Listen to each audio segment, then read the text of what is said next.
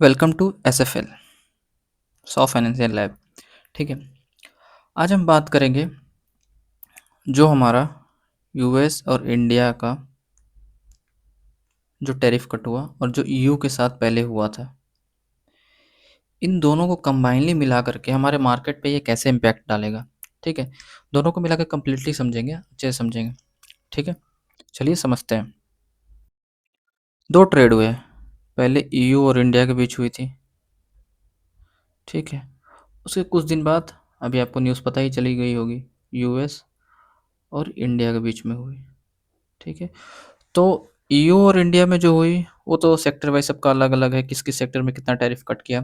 ठीक है, उसको एक्सप्लेन करूंगा। यूएस इंडिया का देख लेते हैं। इसमें क्या हुआ, पहले हम पे कितना परसेंट टैरिफ लगता था? 25% इंडियन गुड्स पे यूएस टैरिफ लगाता था, प्लस 25% लगाता था ये जो हम इंडिया रसिया से ऑयल खरीदते थे। ठीक है, रसिया से ऑयल खरीदते थे, ये इस पे लगाता था। अभी क्या हुआ है, ये 25% हटा दिया और इस 25% को 18%, मतलब कुल मिलाकर अगर आप कहो तो 50% से सीधा कितना पे आ गया है, टैरिफ 18% पे। ठीक है, 50% से सीधा टैरिफ 18% पे आ गया। ट्रंप ने ये अपने ट्वीट में लिखा है कि इंडिया अब रसिया से ऑयल नहीं खरीदेगा। कहाँ से खरीदेगा? तो वेनेजुला। ठीक है, वेनेजुला से ऑयल खरीदेगा। लेकिन इसमें कितनी सच्चाई है, क्या है, ये पता नहीं है। ये धीरे धीरे पता चलेगा आपको। इस टैरिफ का इम्पैक्ट तुरंत दिखा होगा, ये जो कट हुआ इसका इम्पैक्ट तुरंत स्टॉक मार्केट में दिख गया। क्यों? तो वो इमीडिएट एक्ट था। ठीक है, तुरंत। ठीक है, तुरंत, इसलिए इसका इम्पैक्ट भी तुरंत दिखा। लेकिन ईयू और इंडिया का जो ट्रेड डील है ना, वो 2027 से चालू होगी, उसके बाद धीरे धीरे ये दिखने शुरू होंगे। ठीक है, तो यूएस और इंडिया से क्या होगा समझ में आ गया। अब इसमें कुछ कुछ चीज़ें अभी तक क्लियर नहीं हुई यूएस इंडिया के, क्या कि एग्रीकल्चर को लेकर के क्या बात हुई है, एग्रीकल्चर को लेकर के, डेयरी प्रोडक्ट्स, इसको लेकर के क्या बात हुई है। क्यों, क्या है, अमेरिका चाहता है भारत में इस चीज़ का ट्रेड करना, लेकिन इससे क्या होगा, जो हमारे किसान है, फार्मर्स है, वो वो इम्पैक्टेड होंगे। तो इस पे क्या बात हुई है, क्या नहीं हुई, इसके पीछे सच क्या है, ये भी पता नहीं चला है। ठीक है, तो ये था मोटा मोटा यूएस इंडिया का जो भी चल रहा है। अभी पीएम मोदी जी ने बस इतना ही बताया है कि टैरिफ 25 से 18 हो गया है। ठीक है, 25 से 18 हो गया, इससे ज़्यादा उन्होंने कुछ नहीं बताया है। अभी ऑयल कहाँ से खरीदेंगे, फाइनल में ही पता चलेगा कि क्या हुआ है क्या नहीं, जब इनकी पूरी ट्रेड डील साइन होके आएगी तब। ठीक है, तो ये हो गया। अगर टैरिफ कम कर देता तो ऑब्वियसली सी बात है हमारे बिजनेस को बूस्ट मिलेगा, चीज़ें सस्ती हो जाएंगी। चीज़ें सस्ती क्यों हो जाए, क्योंकि बाकी जो सारी कंट्रीज़ है, चाइना, ठीक है, चाइना पे भी टैक्स ज़्यादा है, मतलब सबसे कम टैक्स हमारे ऊपर ही है। बाकी एक दो कंट्री है उसको हम छोड़ देते हैं, उससे उतना ट्रेड नहीं है। लेकिन हमारा कॉम्पिटिटर कौन है? चाइना। इस पे भी टैरिफ बहुत ज़्यादा है, हर कंट्री पे। यूएस ने हर कंट्री पे टैरिफ लगा रखा है। अभी सबसे कम टैरिफ जो 18% है वो भारत पे ही है, तो इससे हमारा फ़ायदा हो रहा है। ठीक है, अब इसके अपोजिट में यूएस ने क्या चाहा है, यूएस ने ये चाहा है कि इंडिया में जो उनके गुड्स आए उस पे कितना टैरिफ हो, लगभग जीरो। ठीक है, लगभग जीरो, इन्होंने ये चाहा है। ठीक है, तो ये मोटा मोटा यूएस इंडिया का मैंने बता दिया, इसका डायरेक्ट इम्पैक्ट कैसे पड़ा, क्यों इमीडिएट, क्योंकि इन्होंने बोला इमीडिएट इफेक्ट कब पड़ेगा। और यूएस के साथ इंडिया का ट्रेड भी बहुत ज़्यादा है। ठीक है, इसलिए तुरंत देखने को मिला। अब आगे क्या क्या चीज़ निकलेगी वो अलग बात है। ठीक है, अब इंडिया रसिया से ऑयल खरीदेगा कि नहीं खरीदेगा ये नहीं पता, कितना खरीदेगा ये भी नहीं पता। ठीक है, एग्रीकल्चरल प्रोडक्ट्स उसमें जो है, डेयरी प्रोडक्ट्स, वो इधर आएँगे नहीं आएँगे ये भी नहीं पता। ठीक है, तो धीरे-धीरे देखते हैं क्या होता है। ये यूएस का मोटा-मोटा आपको मैंने बता दिया। अब मैं क्या करूँगा ना, ईयू इंडिया को बिज़नेस के थ्रू समझाऊँगा। जैसे उसमें क्या है, प्रॉपर डील है, सेक्टर बाय सेक्टर्स कितना पड़ेगा, सेक्टर्स में क्या इम्पैक्ट पड़ेगा, क्या पॉजिटिव है, क्या नेगेटिव है, इसका पूरा पॉजिटिव नेगेटिव समझा दूँगा। तो नेक्स्ट जो यूएस इंडिया का होगा ना, वो भी आपको समझ में आ जाएगा कि इसका मेन बेस क्या है। ठीक है, तो चलिए समझते हैं। ये जो ईयू इंडिया ट्रेड डील हुई है ना, इसमें कुछ फ़ायदे हैं, कुछ नुकसान है, ऐसा बोल रहे हैं लोग। मतलब कुछ लोग बोल रहे हैं नुकसान है, कुछ लोग बोल रहे हैं फ़ायदे। एक्चुअल में क्या-क्या है, ये समझेंगे। किस-किस सेक्टर में फ़ायदे हैं, कैसे-कैसे फ़ायदे हैं, देखो 2 चीज़ें हुई। ईयू से जो माल इंडिया जाता है, उस पे टैरिफ कम हुआ है, तो इंडिया से जो माल ईयू जाता है, उस पे भी टैरिफ कम, मतलब दोनों तरफ से। मतलब ईयू से जो माल आता था जिस पे हम इंडिया टैरिफ लगाते थे, उस पे भी टैरिफ कम कर देंगे, और जो हमारा माल ईयू में जाता था, उस पे भी टैरिफ कम होगा। ठीक है? तो इसका सेक्टर वाइज़ देखेंगे किस-किस सेक्टर में कितना-कितना इम्पैक्ट पड़ेगा, और कैसे हमारे लिए बेनिफिशियरी है चीज़ें, और क्या कॉम्पिटिटिव चीज़ें। ठीक है? तो इसको समझेंगे। तो चलिए शुरू करते हैं। ये देखिए क्या है, ईयू टू इंडिया, यानी कि जो हमारे इंडिया में आ रहा है, मतलब इंडिया जो इम्पोर्ट कर रहा है ईयू से, उसमें क्या है, पहले फार्मा पे 11% लगता था, अभी 0 है। केमिकल में 22 लगता था, अभी 0 कर दिया है। मशीनरीज़ में 44 लगता था, अभी 0 कर दिया है। कार्स थे उस पे 110 लगता था, अभी 10। ठीक है? ये इमीडिएट नहीं है, ये धीरे-धीरे होंगे। ठीक है? बट आप देख सकते हैं कितना ज़्यादा डिफरेंस है। अब इससे क्या फ़ायदे हैं, क्या नुकसान, कोई बोल रहा है फ़ायदा नहीं है, कोई बोल रहा है नुकसान। धीरे-धीरे आपको समझ में आ जाएगा कि क्या फ़ायदे हैं, विथ डेटा आपको मोटा-मोटा समझ में आ जाएगा। ठीक है? अब दूसरा देख लेते हैं, इंडिया टू ईयू। इसमें क्या है, मैंने सारे सेक्टर नहीं लिए हैं, मोटा-मोटा जिसमें हमें ज़रूरत है मैं वही ले रहा हूँ, और कुछ आगे ज़रूरतें होंगी वो भी मैं बता दूँगा अगले पीपीटी में। ठीक है? टेक्सटाइल में पहले 12% था, अभी 0 कर दिया। ठीक है? लेदर फुटवियर में 17% था, अभी 0 कर दिया गया। मरीन में 26% था, अभी 0 कर दिया गया। ठीक है? मतलब ये जो सामान है जो इंडिया ईयू में भेज रहा था, वो सब चीज़ों पे भी ये टैक्स नहीं लगेगा। ठीक है? समझ में आ गया? अब सेक्टर वाइज़ सेक्टर जाते हैं, किस-किस सेक्टर में कितना ईयू ने टैक्स दिया है। ये मैं इसलिए बता रहा हूँ, ताकि जब यूएस का ये सेक्टर वाइज़ सेक्टर आपको निकालने में असुविधा नहीं होगी। ठीक है? जैसे ऑटो सेक्टर है, ऑटो सेक्टर में क्या हुआ है, ईयू ने, जो इंडिया पहले 100 से 110% लेता था टैक्स, टैरिफ, अब वो क्या कर देगा, 10%। ठीक है? 10% हो जाएगा। इसका भी कोटा है 25,000, इतना नहीं आप जानो, बस इतना दिमाग में रखो कि हट जो 100 से 100 110 था, वो कितना हो जाएगा, 10 हो जाएगा ओवर 5 ईयर्स, मतलब 5 साल लगेंगे। अब इससे इम्पैक्ट क्या होगा, ये समझो, जो लग्ज़री कार थी, जो 40 लाख के भी इंडिया में मिले थे, वो कितना में 25 से 28 लाख में मिलनी शुरू हो जाएगी। समझ में आया? 25 से 28 लाख में मिलनी शुरू हो जाएगी। कंप्लीटली इम्पैक्ट पड़ते हैं, कैसे इम्पैक्ट पड़ेगा? ये हमारा ऑटोमोबाइल है। अब क्या हो रहा है, इसमें जो टैरिफ था 110 के आसपास, वो कितना हो जाएगा, 10। यानी कि जो लग्ज़री कार थे, वो सस्ता हो जाएगा। ठीक है? इसका तो ये सस्ता हो जाएगा, इंडिया में सस्ता मिलेगा। तो इससे क्या दिक्कत आएगी? इससे दिक्कत ये आएगी, जो इधर के लग्ज़री कार बनाते हैं, उस कंपनियों को मिलेगा कॉम्पिटिशन। ठीक है? उस कंपनियों को क्या मिलेगा? कॉम्पिटिशन। ठीक है? तो उनके लिए होगा कॉम्पिटिशन। तो क्या ये हमारे लिए अच्छा है, खराब है? नहीं। अब देखिए, इसको अलग तरीके से देखते हैं। ये बस लग्ज़री कार में कॉम्पिटिशन है। हमारे यहाँ जो जनरल कार, बाकी जो पैसेंजर्स व्हीकल बिक रहे हैं, ठीक है? वो चलेंगे, उसमें उतनी दिक्कत नहीं आएगी। लग्ज़री व्हीकल लेने वाले कम हैं, ठीक है? उतने लोग नहीं, हमें क्या होती है, नॉर्मल व्हीकल चाहिए होता है, फोर व्हीलर जो भी। तो हमारे जो बेसिक व्हीकल्स है उसमें कॉम्पिटिशन नहीं आएगा, लग्ज़री व्हीकल्स में कॉम्पिटिशन आएगा। और इसका हमारा फ़ायदा किधर से, ये देखो। अब जो ऑटोमोबाइल्स पार्ट्स हैं ना इसके, वो क्या आएँगे, सस्ते।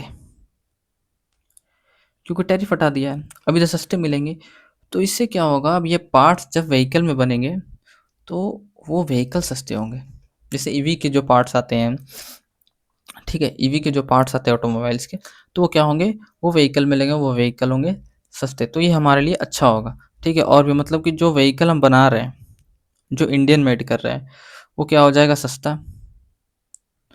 और दूसरा, जो उधर से लग्ज़री कार आ रही है, वो भी हो जाएगा सस्ता। बस यहाँ पे थोड़ा कॉम्पिटिशन बढ़ जाएगा। बाकी चीज़ें उनके सेल्स और ग्रोथ में आपको देखनी पड़ेगी। ठीक है? मैं किसी स्टॉक का नाम नहीं ले रहा हूँ, क्योंकि मैं सेबी रजिस्टर्ड नहीं हूँ। ठीक है? चलिए आगे बढ़ते हैं। ऑटो सेक्टर देख लिया आपने, नेक्स्ट चलते हैं। ये क्या है, मशीनरीज। मशीनरीज में क्या है, इसमें पहले टैरिफ लगभग 30 टू 44 था। ठीक है? अब कितना हो जाएगा, 0। ठीक है? कितना हो जाएगा, 0। कब तक में? फेज्ड ओवर 5 टू 7 ईयर्स, यानी 5 से 7 साल लगेगा, ये ज़ीरो हो जाएगा। इसमें क्या है मर्सिडीज़ पे, मतलब जो इंडिया आता है ईयू से उस पे लगेगा, ठीक है? इसको अच्छे से समझते हैं। ये मर्सिडीज़ है हमारी, ठीक है? मर्सिडीज़ है भाई, ओके। अब इस पे कितना टैक्स लगता था? 30 टू 44%, चलो मान लिया भाई। अब ये कितना हो जाएगा? ज़ीरो। कितने आने वाले 5-7 साल में, ठीक है? तो इससे क्या फ़ायदा होगा? धीरे-धीरे मतलब 2027 से इम्प्लीमेंट होगा और धीरे-धीरे कंप्लीटली ज़ीरो हो जाएगा। इससे फ़ायदा क्या होगा? मान लो आप कोई मशीन ला रहे हैं, ठीक है? जो मशीन आप 100 की लाते थे, वो अब मान लो उसमें 44% कम कर दो, तो कितना आ जाएगा वो? 56 का आ जाएगा, ठीक है? इससे क्या हो गया? आपका मशीन का प्राइस कम हो गया, ठीक है? मशीन का प्राइस कम हो गया यानी कि आप ज़्यादा मशीन खरीदोगे, ठीक है? ज़्यादा मशीन खरीदोगे, तो आप प्रोडक्शन ज़्यादा करोगे। प्रोडक्शन ज़्यादा तो करोगे लेकिन प्रोडक्शन कॉस्ट भी कम हो जाएगा। प्रोडक्शन कॉस्ट भी कम हो जाएगा, ठीक है? प्रोडक्शन कॉस्ट भी कम हो जाएगा। अब प्रोडक्शन ज़्यादा के लिए क्या-क्या चीज़ें लगेगी? लेबर्स, ज़्यादा लोगों को जॉब्स मिलेगा, ठीक है? इस तरीके से ये इकोनॉमी ग्रो होगी, ठीक है? अब जैसे रिन्यूएबल एनर्जीज़ के लिए जो मशीनरीज़ आती थी, वो सस्ते मिलेंगे, ठीक है? वो सस्ते मिलेंगे। जो मेक इन इंडिया बूस्ट है, मतलब मेक इन इंडिया जो है, उसको बूस्ट मिलेगा। ग्रीन इंडिया जो करना चाह रहे हैं मोदी जी, हर चीज़ ग्रीन एनर्जी पे, वो चीज़ बूस्ट मिलेगा। तो समझ रहे हैं आप एक चीज़ किस तरीके से इम्पैक्ट करती है चीज़ों को, ठीक है? ऐसे-ऐसे करके ये मशीनरीज़ का हो गया। अब थोड़ा-सा मैं आपको और बता देता हूँ। एक चीज़ है, जो प्रीमियम मशीन आते हैं ना,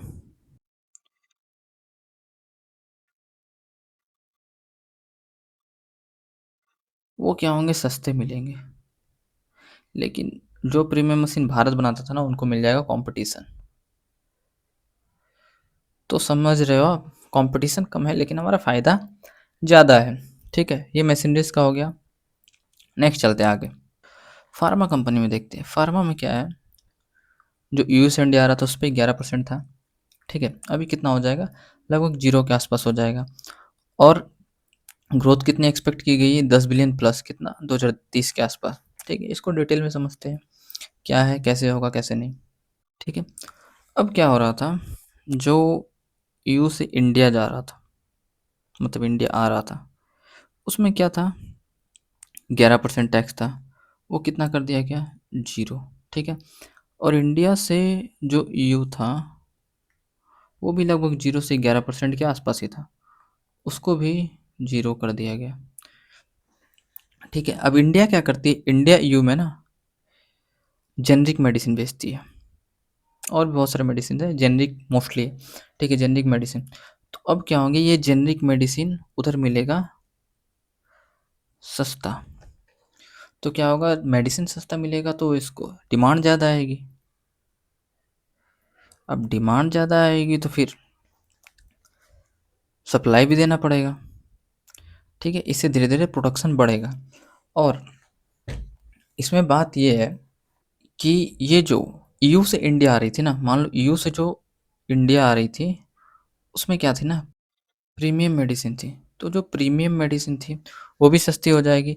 मतलब जो दवाइयाँ प्रीमियम थी, महँगी मिल रही थी, वो भी सस्ती हो गई। और इधर से जो दवाइयाँ ईयू में महँगी मिल रही थी, वो भी सस्ती हो गई। तो मतलब हमारा इधर से भी फ़ायदा और इधर से भी फ़ायदा, दोनों साइड से फ़ायदा है। ठीक है? इस चीज़ को समझो। हाँ, कुछ जेनरिक मेडिसिन आएगी जो इनका कॉम्पिटिशन, लेकिन इतना नहीं होगा, ठीक है? इतना नहीं होगा। बस इतना समझ लो, हमारा दोनों तरफ से फ़ायदा है। एक जेनरिक मेडिसिन जो जा रही है, उधर से जो प्रीमियम मेडिसिन आ रही है, दोनों तरफ से हमारा अच्छा फ़ायदा है, ठीक है? ये फार्मा का हो गया, ठीक है? अब आगे बढ़ते हैं। टेक्सटाइल, टेक्सटाइल में क्या है, पहले कितना था? 4 से 12%, अभी कितना हो जाएगा? लगभग 0%, ठीक है? 4 से 12 था, अभी कितना कर देंगे? 0%, ठीक है? और इसका कितना एक्सपोर्ट का प्लान है? लगभग मतलब मान लो 2030 तक कितना 14 बिलियन करने का प्लान है। इसको डिटेल में समझते हैं, कैसे है, क्या है, कैसे इम्पैक्ट करेगा। ये हमारा टेक्सटाइल है, टेक्सटाइल सेक्टर हुआ। अब इसमें पहले कितना लगता था, लगभग 4 से 12% आपने देखा, ठीक है। ये कितना कर देंगे, 0, ठीक है, 0 कर दिया, ठीक है, 0 कर दिया। अब ये जो कपड़ा बेचते हैं ना, वो क्या मिलेगा, सस्ता। ये तो ठीक है। एक चीज़ और बता देता हूँ, जो टेक्सटाइल है ना, ईयू सबसे बड़ा बायर है, सबसे बड़ा बायर है वर्ल्ड का, बोल रहा हूँ मैं, नॉट ओनली फॉर इंडिया। उस सबसे बड़े में ओनली 3 to 4% इंडिया का शेयर है, ठीक है, इंडिया का शेयर है। अब इसमें हमारा इतना कम है, तो फिर हमें फ़ायदा कैसे होगा, फ़ायदा ऐसे होगा कि जो हमारे कॉम्पिटिटर है ना, बांग्लादेश, पाकिस्तान, वियतनाम, इन पे क्या है ना, टैक्स नहीं लगता है। क्यों? क्योंकि सोचते हैं ये गरीब देश है। मजाक कर रहा हूँ, मतलब इन पे जो टैरिफ नहीं लगता, तो ये क्या कर रहे हैं, माल सस्ते बेच रहे हैं, ठीक है, उधर। अब क्या होगा, हमारा जो माल होगा, हमारा कपड़ा, वो उधर ईयू में सस्ता मिलेगा। तो ऑब्वियस सी बात है, इनका मार्केट डाउन हो जाएगा, क्योंकि हमारे कपड़े अच्छे होते हैं। अब कपड़े अच्छे भी मिल रहे हैं और सस्ते भी मिल रहे हैं, तो इनका मार्केट डाउन होना ही है, और हमारा मार्केट होगा ग्रो। एक और तरीके से मैं बता दें, तो मान लो आप टेक्सटाइल की मशीन ईयू से लाए, जस्ट एग्जांपल, जो मशीनिस्ट पे था, वो तो कॉस्ट कम हो गया वहाँ से, ठीक है। उसके बाद दूसरा कॉस्ट आपने इधर, आपका प्रोडक्शन कॉस्ट कम हो गया, ठीक है। दूसरा, आप उधर माल सस्ता बेच रहे हो, माल सस्ता बेच रहे हो, ये जो आपके कॉम्पिटिटर्स है उनको भी ब्रेक कर रहे हो, तो आपको हर तरफ से फ़ायदा है, ठीक है। आप एक एक चीज़ को जोड़ोगे तो समझ में आएगा कैसे फ़ायदा है, ठीक है। टेक्सटाइल का हो गया। दूसरा बता देता हूँ, जैसे टेक्सटाइल है ना, सेम लेदर का भी है, ठीक है, सेम लेदर का भी, उस पर कितना 17% था, अब कितना हो जाएगा, 0, ठीक है, 0 हो जाएगा। अब ये लिख के मैं इसलिए समझाता हूँ, ताकि आप लोगों को एक चीज़ आराम से डिटेल में समझ में आए। अब हमारा लेदर सेक्टर है, मैंने ले लिया भाई लेदर सेक्टर, लेदर सेक्टर ले लिया। लेदर सेक्टर लेने के बाद क्या हुआ, इसमें पहले कितना लगता था टैरिफ, 17% के आसपास, अब कितना हो जाएगा, 0, सही है। अब एक चीज़ देखो, जो इंडिया है ना, वो सेकेंड लार्जेस्ट प्रोड्यूसर है लेदर का,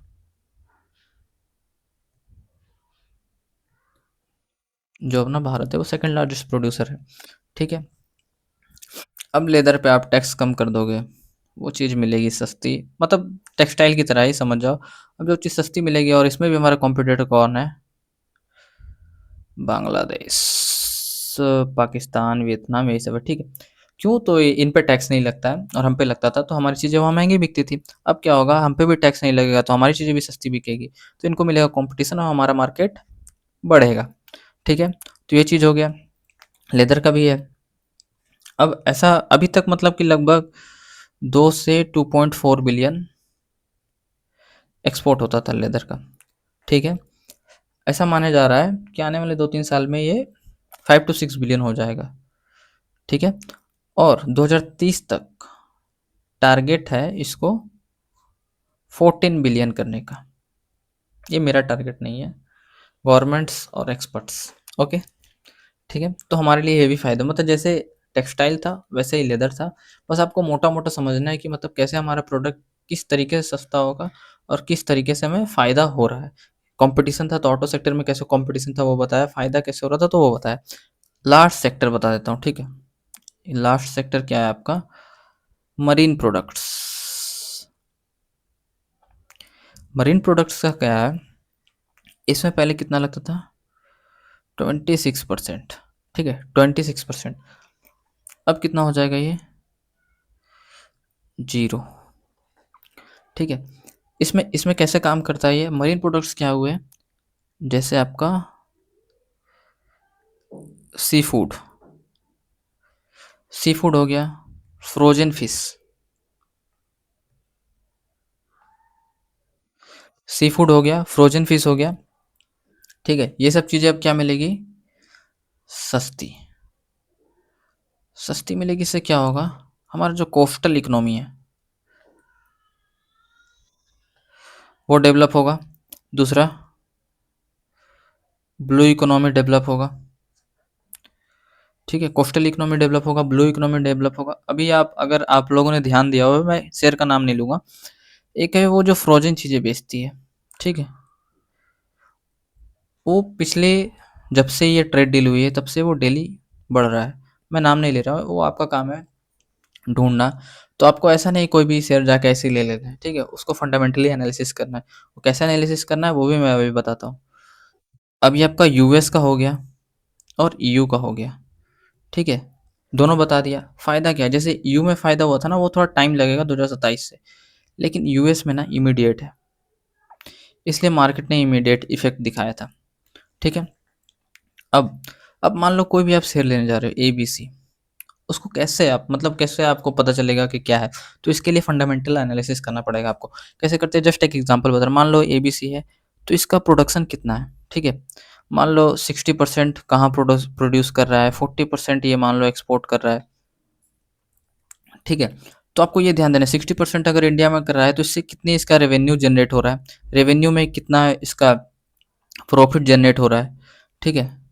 और जो 40% है उसमें, मतलब ये मान लो अगर ये 40% एक्सपोर्ट कर रहा है, तो एक्सपोर्ट से कितना प्रॉफिट जनरेट हो रहा है, इसको कंबाइन करके आपको देखना है उसका, वो कितना सेल कर पा रहा है, वो कंपनी ग्रो कर पा रही है, नहीं ग्रो कर पा रही है, अभी तक उसने कितना ग्रो किया है, आगे कितना ग्रो करेगी, ऐसे करके आपको एनालिसिस करना है। ये कंप्लीटली आता है फंडामेंटल एनालिसिस में। ये इसका कोर्स मैं अभी आपको सिखाना शुरू कर दूंगा, और फ्री